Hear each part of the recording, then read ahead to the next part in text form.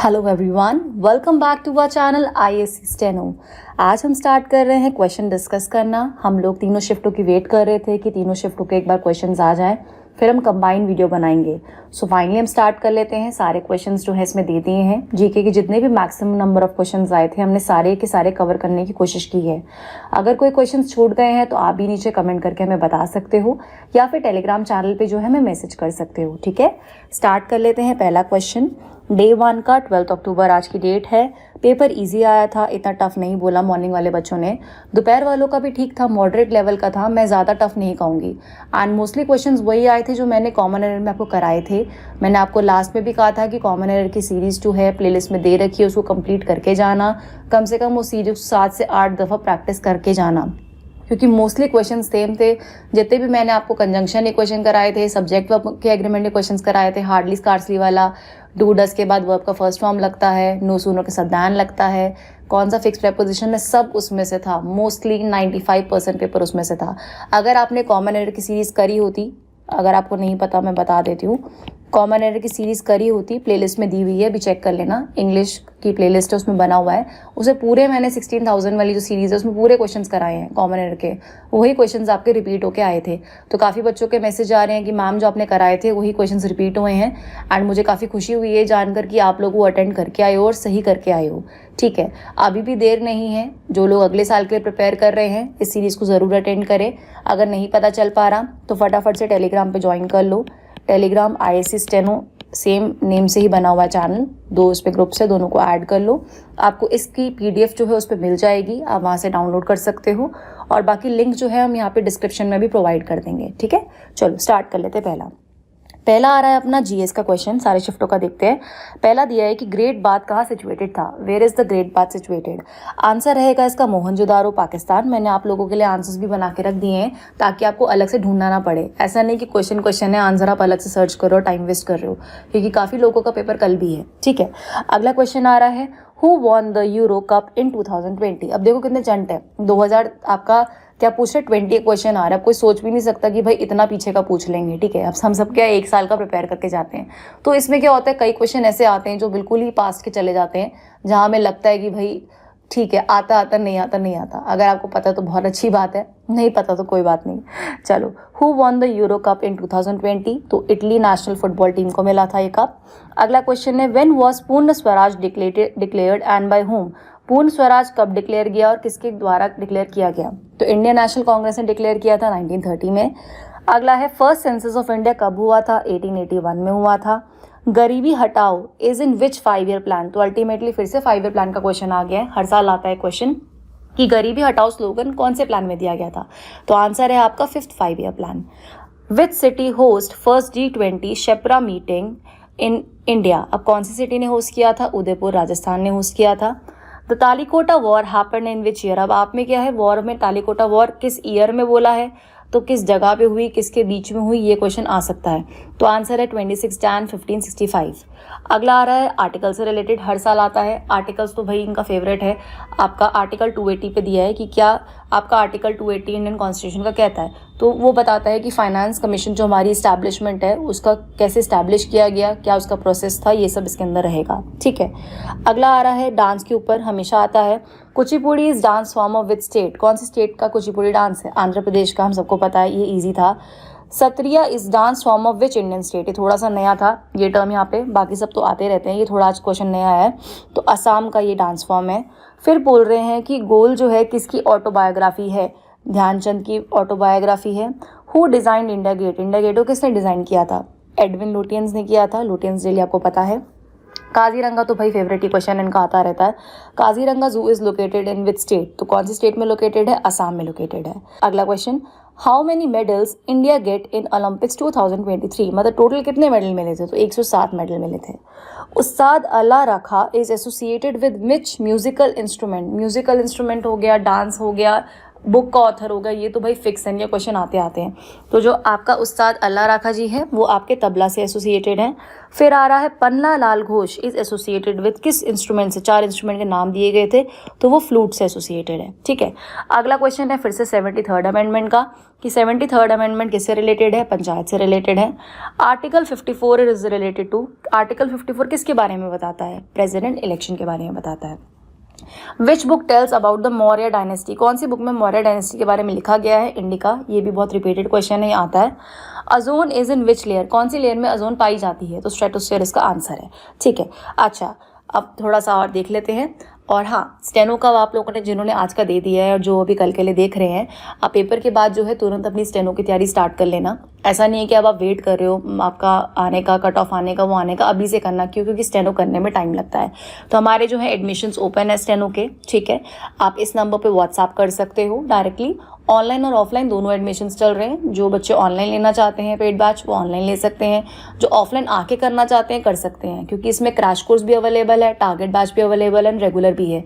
तो आप जो है वो हमसे डिस्कस कर सकते हो, क्योंकि जितनी जल्दी स्टार्ट करोगे ये उतना बेटर रहेगा, क्योंकि ज़्यादा टाइम नहीं मिलता आपका पेपर होने के बाद। आजकल पेपर के बाद क्या हो रहा है, जल्दी जल्दी स्किल टेस्ट वगैरह हो रहे हैं। ठीक है, सो अभी से जो है अपने नेक्स्ट डे से ही तैयारी स्टार्ट करनी शुरू कर देना। ठीक है, अगला देखते हैं क्वेश्चन 21, विच वर स्पेशल स्टैम्प रिलीज इन green revolution during Indira Gandhi tenure, कौन सी स्पेशल स्टैम्प रिलीज की गई थी ग्रीन रेवोल्यूशन के टाइम पे, तो आपका वीट रेवोल्यूशन की स्टैम्प थी 1968।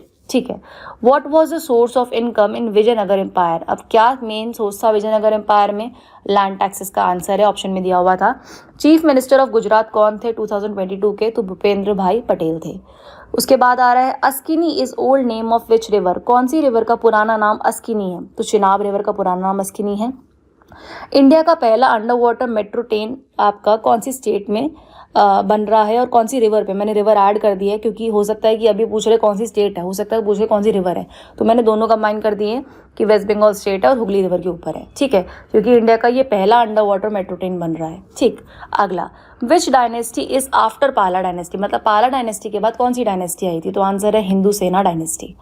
Mohini Attam belongs to which state, वही आपका वही घूम फिर के डांस फॉर्म्स के ऊपर आ रहा है, तो केरला को बिलोंग करता है।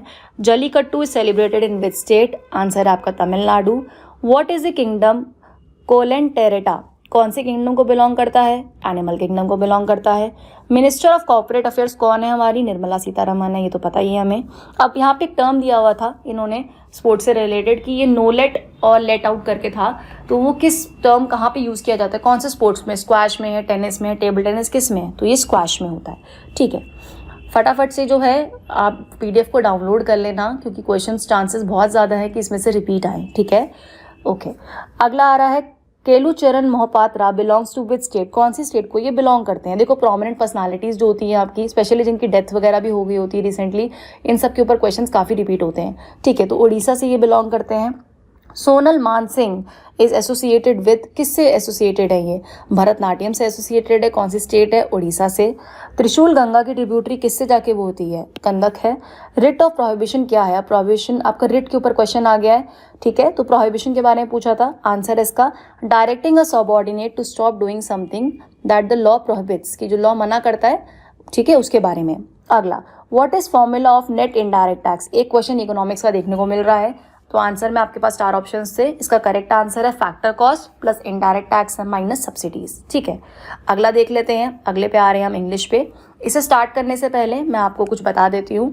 आपका जो रीडिंग कॉम्प्रिहेंशन था वो अराउंड 3 क्वेश्चन आए थे, 3 से 4 आए थे। क्लोज टेस्ट भी आपके ईजी थे, क्लोज टेस्ट भी आपके 4 के करीब थे। सिनोनिम एंटोनिम इजी ही आए हैं, जो मतलब मैं देख पा रही हूँ। बाकी जो आपके क्वेश्चंस मेन आए हैं वो आपका मेन टॉपिक जो आया था वर्ब से आया था। वर्ब के क्वेश्चंस के लिए वही कॉमन एरर की सीरीज जो बताई मैंने, वो अगर आपने एक बार देख ली है तो that is more than sufficient, क्योंकि उसमें सारा मैंने मिक्स करा रखा है। वर्ब हो गया, प्रेपोजिशन हो गया आपका, नरेशन से क्वेश्चन ज़्यादा आए थे। बाकी बच्चे कह रहे हैं कि नरेशन के मैम 10 से ज़्यादा क्वेश्चंस थे। और इडियम एंड फ्रेजेस में ये देखने को मिला है कि इन्होंने अब क्या किया था, डायरेक्ट जो है मतलब मीनिंग को क्वेश्चन में दे दिया था और टर्म बताना था।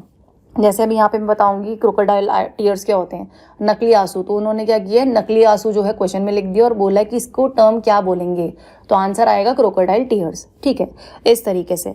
और आपका जो है बाकी पैराजंबल के जो क्वेश्चन थे 3 से 4 थे। मेजर जो लेवल है आपका इंग्लिश का वो ठीक है, इतना मतलब ज़्यादा मुश्किल मैं नहीं कह सकती क्योंकि मैंने काफ़ी क्वेश्चंस रिपीट देखे हैं जो क्लास में मैंने कराए हुए हैं, तो ओवरऑल इजी लेवल था। तो कट ऑफ का जो है हो सकता है ज़्यादा जाए, बट कुछ बच्चे जो हैं जैसा कि मैं देख पा रही हूँ हमारे ऑल ओवर जो आपके इंडिया लाइव बैचेस में बच्चे चलते हैं, जो स्टेनो उन्होंने लिया हुआ है, उन्होंने मुझे वहाँ से रिकॉर्डिंग्स भेजी थी, तो मैंने आज से जितना क्राउड नहीं देखा। कुछ कुछ सेंटर में देखा मैंने कि हाँ बच्चे थे काफ़ी, बट मेजॉरिटी में कम ही देखा है। तो हो सकता है कट ऑफ फ्लक्चुएट करे, कम भी जा सकती है, ठीक है।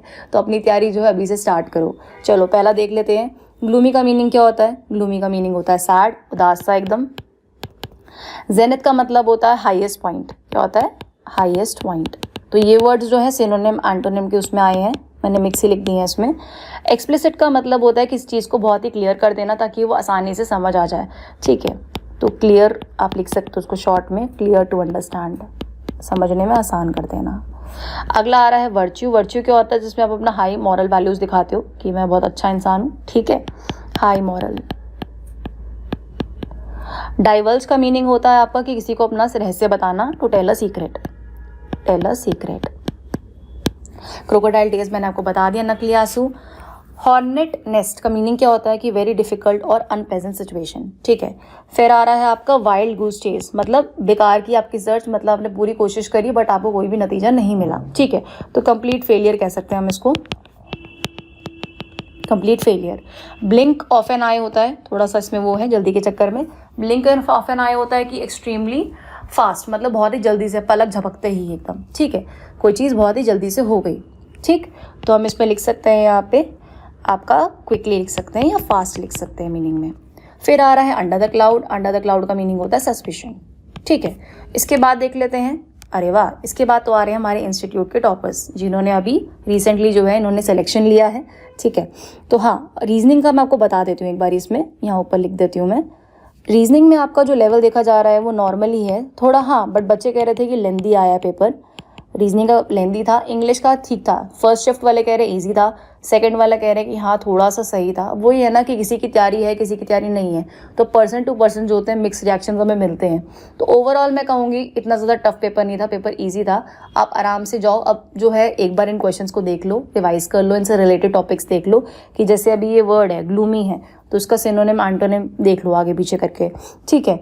तो ये सारी चीज़ें जो है आपकी मेन थी जो आज के पेपर में आई हैं। कल के पेपर के लिए ऑल द बेस्ट। कल पेपर के बाद जो है मुझे क्वेश्चंस मैसेज कर देना फिर भी अगले साल के लिए रेफरेंस के लिए कि मैम ये क्वेश्चंस आए थे, ठीक है। मिलते हैं अगले लेक्चर के अंदर। फटाफट से चैनल को सब्सक्राइब कर दो, सब्सक्राइब करना मत भूलना। और अगर आपको एडमिशन लेना है तो आप स्टार्ट कर सकते हो, ये नंबर दिया है यहाँ पे, इस पर आप व्हाट्सएप कर सकते हो अपना नेम लिख के और आप अपना एडमिशन चालू कर सकते हो। मिलते हैं ब्रेक के बाद, टाटा बाय बाय।